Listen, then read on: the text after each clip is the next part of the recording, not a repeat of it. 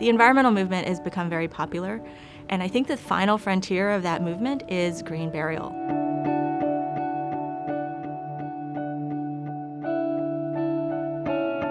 We spend our lives eating organic vegetables and fruits and saving energy and driving our hybrid cars.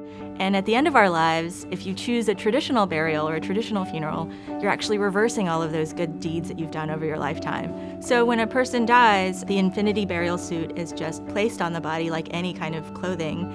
And then the body can be buried just simply in the suit, or it could be placed in a green casket, so a simple pine box or an additional shroud.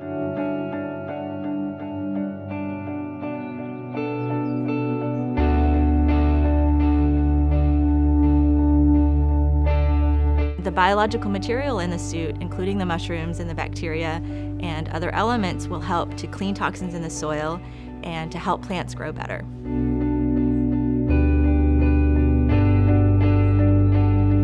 Contemporary funerals are pretty toxic events. In a traditional funeral, we use toxic formaldehyde, which causes cancer in funeral personnel, to preserve bodies and to make them look like they're sleeping and not dead.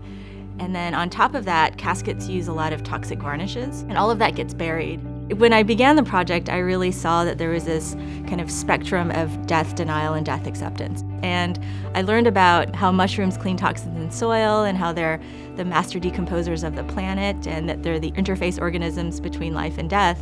And I had this kind of epiphany, right? This moment of clarity where I realized, oh my gosh, this mushrooms and bacteria could represent this symbol of death acceptance. Because we deny death through our bodies, right? Because we preserve bodies, I thought that we could find some way of embodying death acceptance with this mushroom, and that's how I came up with the burial suit. By choosing a green burial, you're continuing that commitment to the environment by choosing a greener method of dying.